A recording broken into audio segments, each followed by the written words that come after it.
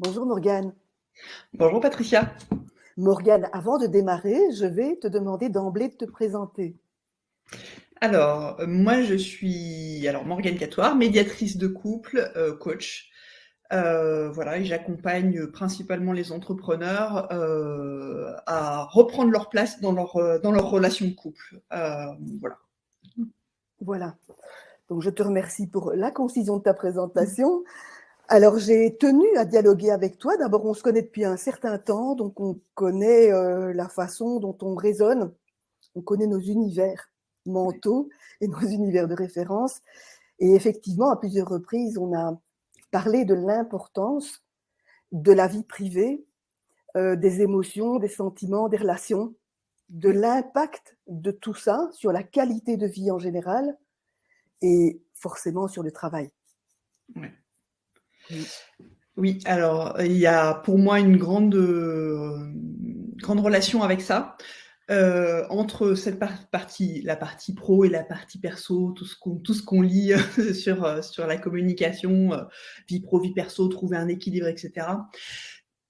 Pour moi, le point principal, il est de trouver une écologie dans cette relation. Et effectivement, on le sait tous, c'est très difficile d'aller bien dans sa vie pro et de montrer des compétences et d'oser prendre sa place dans la vie pro quand dans sa vie perso, on se sent en déséquilibre, on se sent malmené, voilà. Et l'idée, effectivement, dans le boulot que je fais, moi, avec les couples, c'est de pouvoir, comme un ostéopathe, réajuster tout ça pour que la personne puisse prendre sa place pleinement au sein du couple et du coup, dans sa vie pro aussi, puisse se sentir en sécurité et du coup, puisse s'expanser, diffuser aussi sa compétence et son savoir-faire et puis son savoir-être.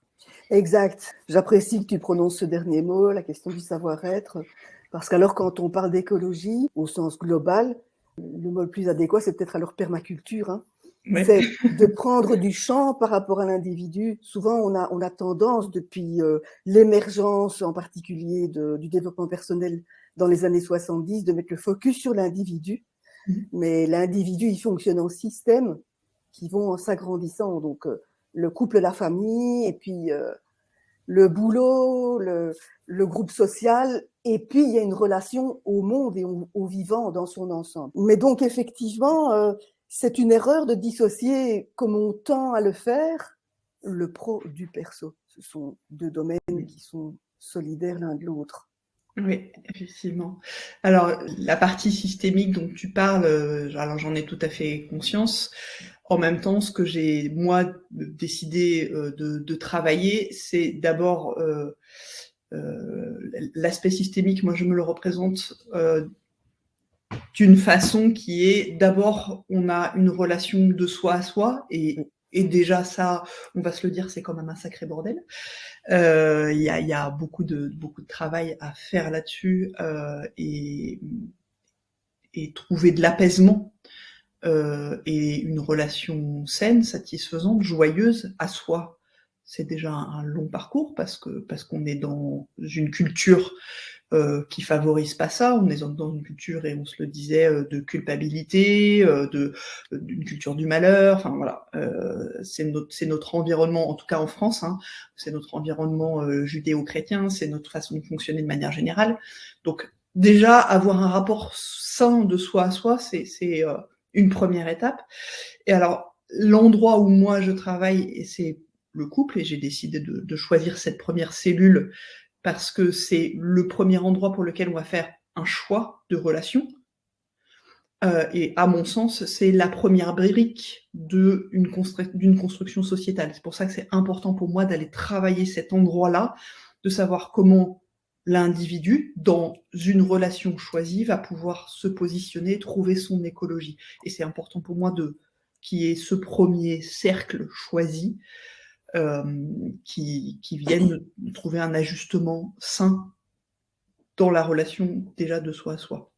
C'est vraiment cette première brique, soi à soi, et la première relation choisie, comment ça s'ajuste. Après, le reste vient s'ajuster, se caler sur cette première brique, à mon sens.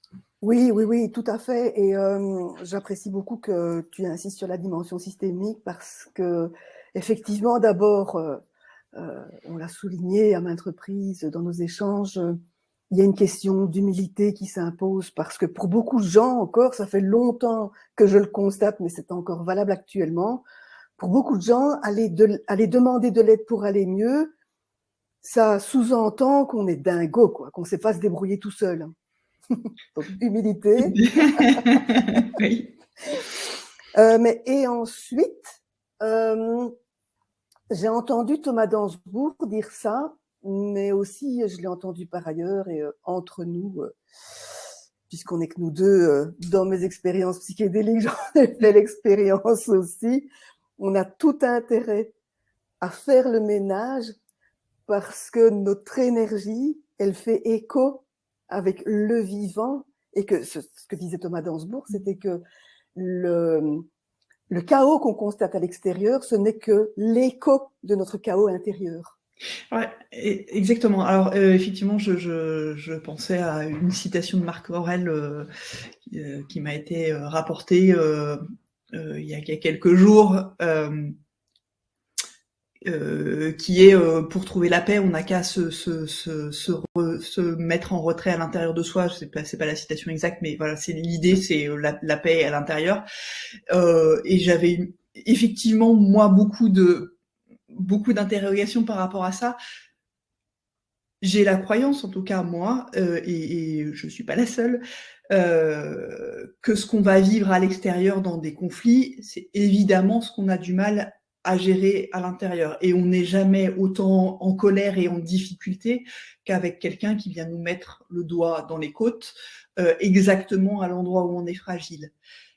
Le cadeau que la vie nous fait, c'est évidemment de nous apporter ces personnes-là.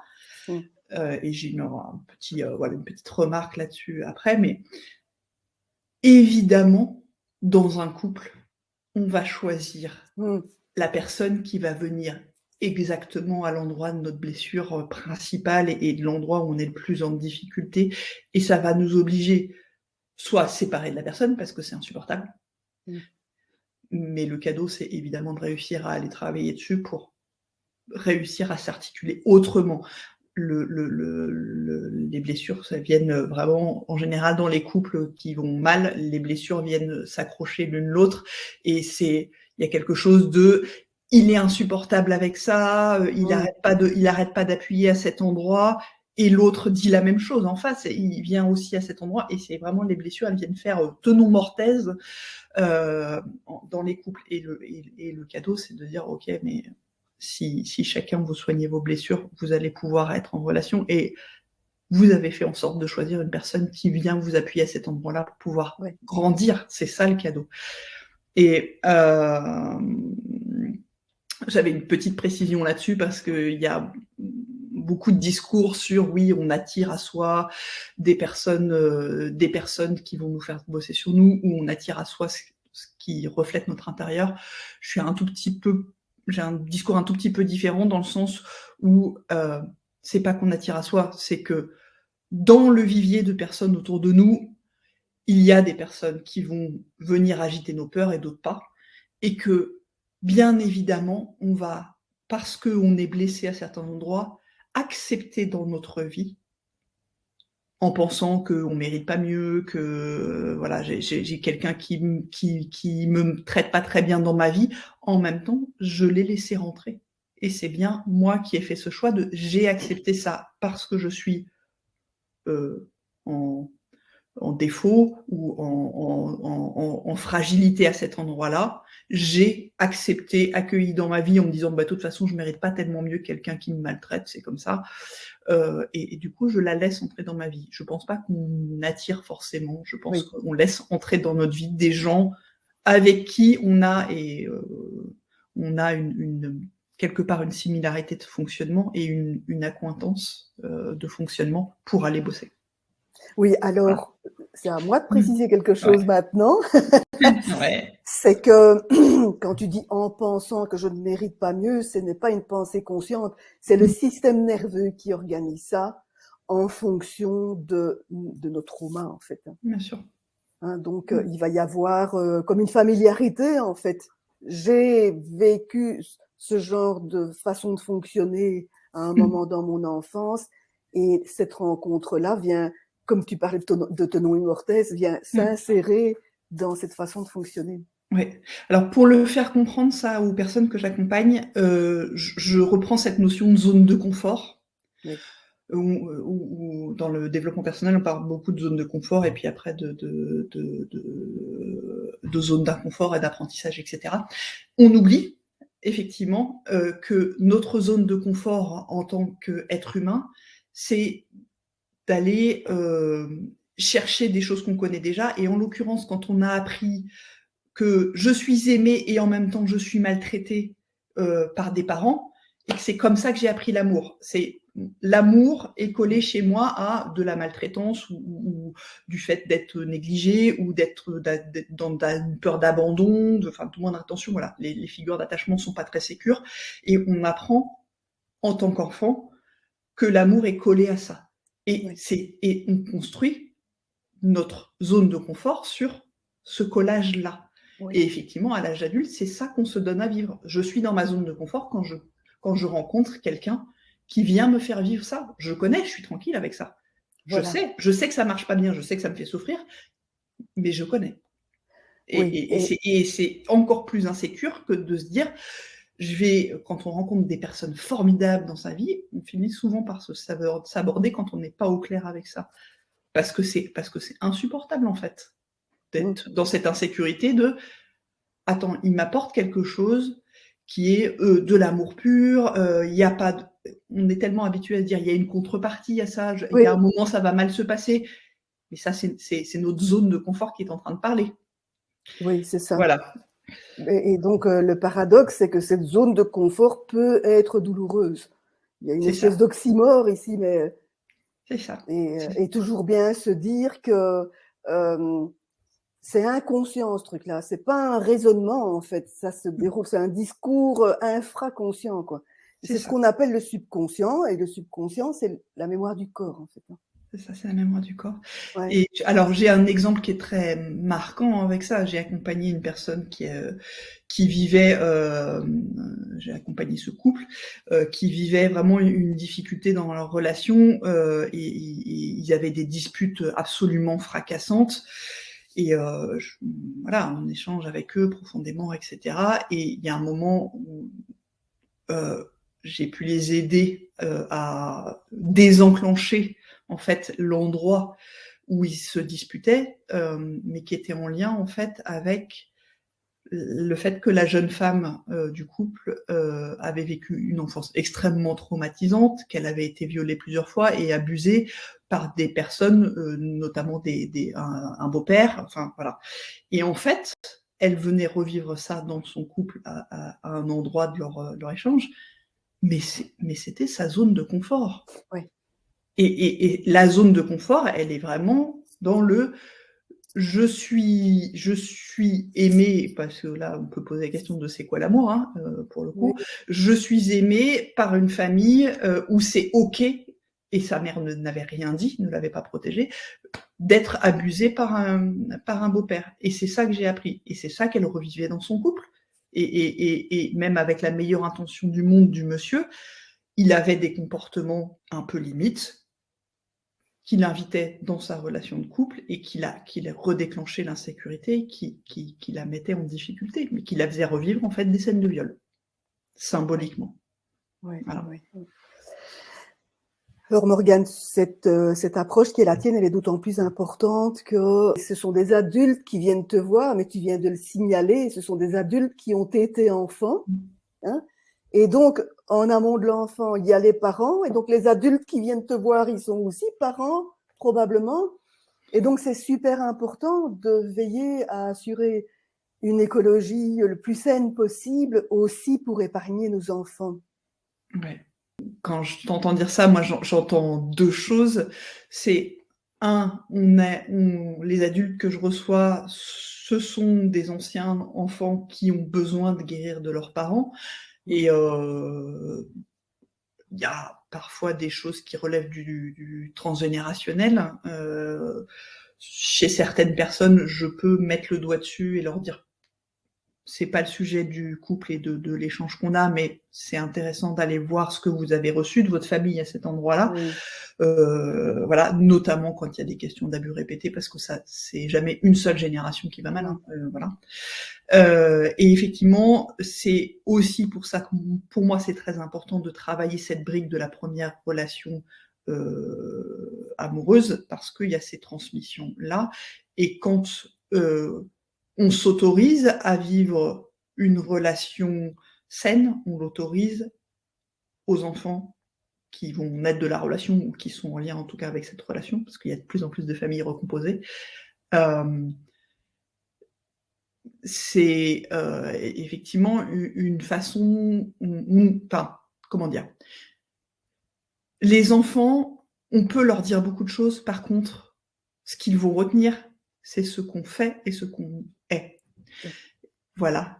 Et si on dit oui, mais tu es libre de faire tes choix d'études, tu es libre d'aimer qui tu veux, etc., et que soi-même, on reste avec le même compagnon, avec qui on n'est pas très bien, mais on reste là parce que il faut finir d'élever les enfants et que c'est important, etc. Les enfants, ils peuvent entendre le discours de tu peux choisir qui tu veux, tu peux faire ce que tu veux. Oui. Par contre, ce qu'ils vont copier, c'est ce qu'on a fabriqué nous. Oui, voilà. Voilà. C'est hyper important de transmettre ça d'un endroit où on est aligné avec ce qu'on dit, ce qu'on fait, ce qu'on est. Oui, et justement, j'entends régulièrement des mamans dire je voudrais inspirer mes enfants, mais c'est justement par qui on est et par ce qu'on fait qu'on les inspire, comme tu le dis, beaucoup plus que par le discours. C'est ça. Et vas-y, je t'en prie. Non, c'est vraiment, vous voulez inspirer vos enfants, mais soyez ce que vous voulez leur transmettre, vraiment. Voilà. Et si vous voulez qu'ils se sentent libres de choisir leurs études, qu'ils se sentent libres de montrer qu'ils sont géniaux, qu'ils se sentent libres d'aimer qui ils veulent, et ben faites. Oui. Faites, montrez-leur la voie, en fait. Oui, montrez-leur la voie. C'est ça. Et donc, en tant que parent, alors là, on ne peut du coup qu'encourager les personnes à faire ce geste d'aller demander de l'aide, d'entrer en processus de changement, justement pour transmettre des valises plus légères à nos enfants. Ce serait une utopie d'imaginer qu'on ne va pas leur transmettre de valises, mais au moins... Oui, c'est ça. On peut alléger les valises et on peut aussi... entre guillemets, choisir, on fait toujours des dégâts chez les enfants et c'est le principe même de la construction humaine et du psychisme humain. Si on était 100% nourri par nos parents, on sortirait pas de la maison et on grandirait pas, en fait. On oublie quand même le psychisme humain, il est fait sur une blessure et c'est ça qui nous attire à un moment vers l'extérieur et vers le besoin d'aller regarder ce qui se passe ailleurs. Mais on peut choisir, entre guillemets, de transmettre le moins de dégâts possible, ou en tout cas, quand on transmet des choses, d'avoir conscience que peut-être ça va être pas bien vécu, mais si on est aligné avec ce qu'on transmet, de pouvoir avoir des réponses quand l'enfant revient nous voir des années après en disant oui, mais là, t'as été injuste, là, t'as fait ça et c'était difficile pour moi et je me suis pas senti aimée, etc. De pouvoir accueillir le « ok, tu t'es pas senti aimé, c'était pas mon intention ». Je l'ai fait parce que mon intention à moi, c'était de te transmettre cette valeur-là, c'était important pour moi de te transmettre ça parce que moi j'avais reçu ça et j'ai voulu te transmettre cette force-là, etc. Ce que j'entends, c'est que je l'ai fait de façon maladroite. Mais si au moins on est aligné avec soi, on sait pourquoi on a transmis et c'est ok, on ne fera jamais de 100% de bien et c'est quelque part c'est tant mieux parce que ça oblige les enfants à aller voir ailleurs. Oui. Voilà.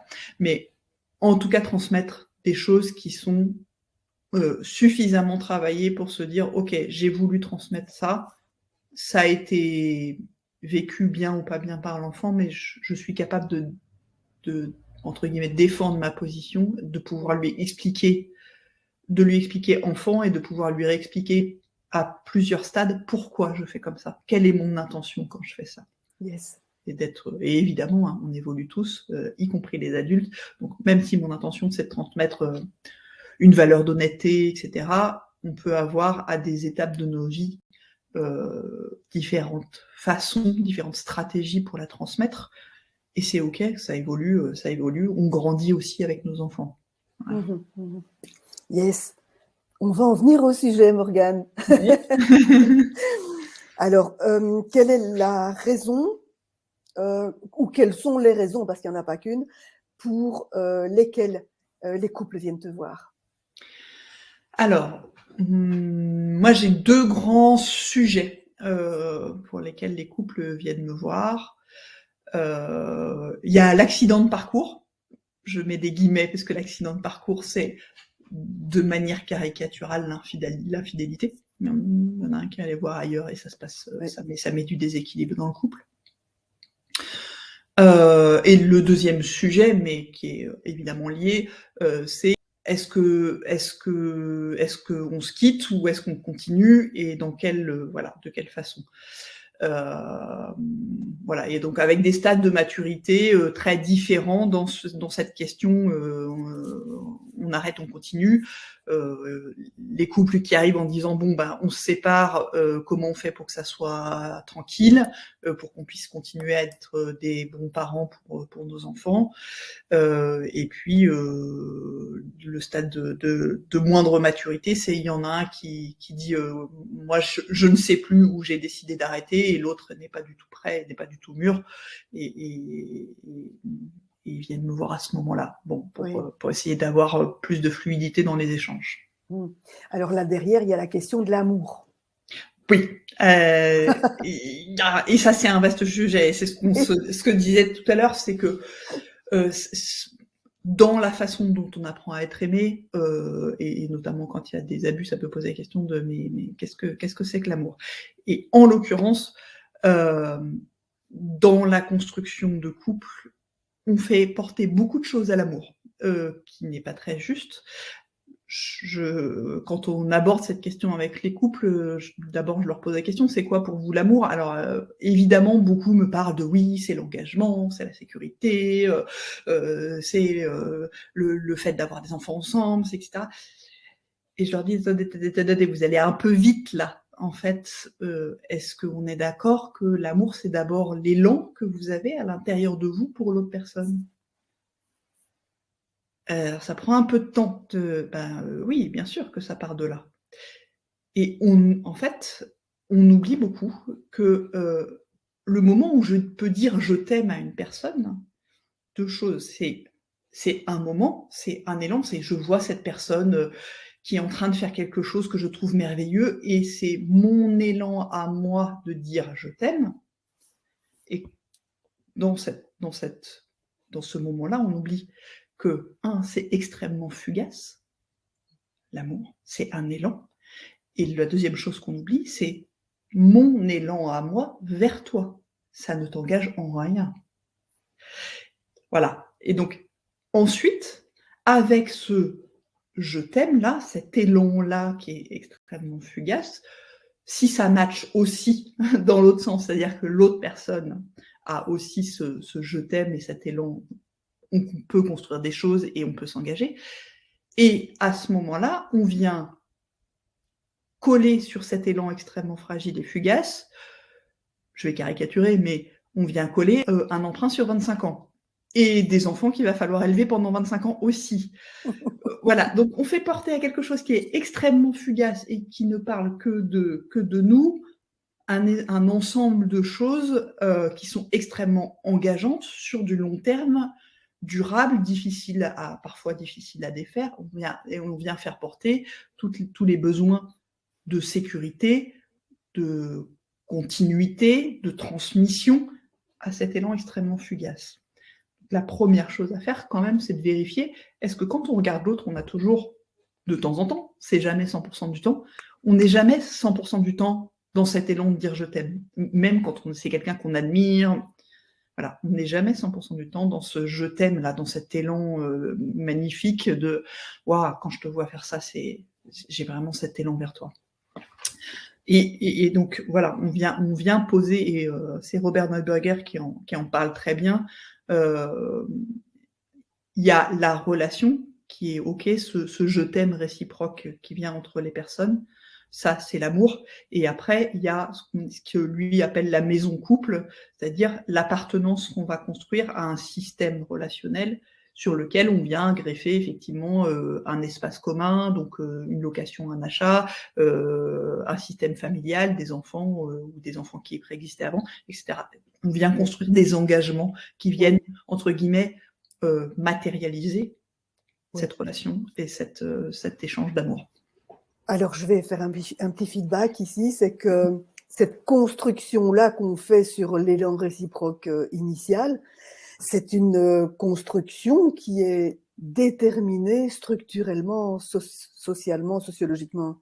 Il y a un déterminant sociétal qui est le scénario d'une vie de couple accompli. Alors, pour moi, il y a 2 déterminants. C'est la personne que je vais choisir pour laquelle je vais avoir l'élan. Et évidemment, elle colle principalement à ce que j'ai appris. Donc, des personnes qui vont ressembler à mon milieu social. Ouais. On a plus d'élan pour ces personnes-là, sauf exception, et c'est très bien. Sauf exception, et c'est très bien, sauf qu'il faut avoir conscience que ça va être beaucoup plus difficile de maintenir une relation avec une personne qui ne ressemble pas aux personnes de mon milieu social. Et le deuxième déterminisme, il est dans la façon dont je vais me projeter. C'est quoi un couple et qu'est-ce qu'on est censé construire avec un couple, qu'est-ce qu'on est censé construire avec cette relation. Et j'ai aussi pas mal de couples de une quarantaine d'années qui se posent la question, est-ce qu'on arrête, on continue, avec en fait la question derrière, c'est mais on s'est rencontrés à 25 ou 30 ans et on a pris cet ascenseur, cet escalator de on se met ensemble, on a des enfants, on achète une maison, on tadada, et là bah c'est bon, on a coché toutes les cases, mais en fait on s'emmerde, en vrai. On s'emmerde et on se rend compte que c'est pas ça qui nous fait vibrer. Et ça vient, pour le coup, poser la question de c'est quoi notre identité. Et la crise de la quarantaine, elle est très liée là. Et quand les couples viennent ensemble poser cette question, c'est super parce que ça permet de reconstituer, ok, c'est quoi notre élan à chacun et qu'est-ce qu'on peut se donner à vivre maintenant, une fois qu'on a coché toutes les cases. Est-ce qu'en fait on revend tout et qu'on part vivre au Venezuela, ou est-ce qu'on continue comme ça, ou est-ce qu'il y en a un qui a besoin de faire quelque chose de très différent et l'autre qui a besoin de continuer sur cette voie-là. Mais c'est des moments où, une fois qu'on a coché toutes les cases, et ben ça pose la question de qu'est-ce que je veux moi vraiment, en fait. Une fois que j'ai rempli toutes les cases de la société, et ben ça remplit pas mon vide existentiel. Et dans un couple, pour le coup, le premier qui pose la question, il va amener de la déstabilisation dans la relation. Oui, donc tu as mentionné cette expression qui est importante, et je ne fais que de le pointer, sauf si tu veux ajouter quelque chose là-dessus, l'expression vide existentiel. Alors moi, je veux bien rajouter quelque chose là-dessus. Ce que je vois, c'est que dans la société actuellement, alors peut-être c'est un prisme parisien pour le coup, les femmes qui ont là entre 35 et 45 ans, du fait de l'évolution sociétale, du fait de l'évolution de la place de la femme dans la société et notamment dans les entreprises, cette question, elle vient se poser de façon aiguë de c'est quoi mon vide existentiel, là tout d'un coup, il prend une place très différente parce que, on va se le dire, les femmes avant, elles étaient censées combler, s'occuper de toute la famille et prendre soin de tout le monde, et c'était ça leur rôle dans la vie, et leur vide existentiel était comblé par ça. L'évolution, là, pareil, en 2 ou 3 générations, on parle de l'après-guerre. Moi, c'est ma mère qui a eu le droit de vote, qui a eu le droit d'avoir un... Oui, donc c'est à partir des années 60. Hein. Oui, c'est ça, c'est quand même... C'est très récent, on oublie que c'est très récent, cette évolution. Très récent. Les femmes, elles prennent une place très différente dans la société, elles sont en train d'essayer de trouver comment la prendre pour que ça soit juste pour elles, et du coup, elles se retrouvent à de plus en plus tôt, 35-40 ans, avec cette question de « Ok, mais moi, mon vide existentiel, il n'est pas du tout comblé par le fait de m'occuper des mômes et de m'occuper de la maison. et je vois que dans mon boulot, il y a des choses qui sont intéressantes, ça peut venir combler mon vide existentiel ou pas. Et cette question du vide existentiel, elle vient poser la question de c'est quoi mon identité à moi, en fait? À partir du moment où je suis pas en train de me définir comme mère d'eux, comme femme d'eux ou comme employée d'eux, elle vient se poser la question du vide existentiel, elle vient se poser de façon aiguë. Et en l'occurrence, une personne qui est en train de redéfinir son identité, et c'est vrai aussi quand c'est l'homme, hein, dans le couple, ça vient, on s'engage sur ok, je te reconnais comme étant comme si, je te reconnais comme étant comme ça, et je t'aime pour ça, et on vient fabriquer un couple. Et à partir du moment où, au bout de quelques années, il y en a un qui est en train de se reposer la question de son identité, ça va amener une évolution du système couple. Ouais. Et ça peut amener de la séparation si le repositionnement de l'identité se fait violemment ou n'est pas compatible aussi avec l'évolution de votre partenaire. Voilà. Ça peut se faire plus en douceur si c'est accompagné, et ça peut permettre de reconfigurer un couple qui est adapté à l'évolution de l'identité des deux personnes.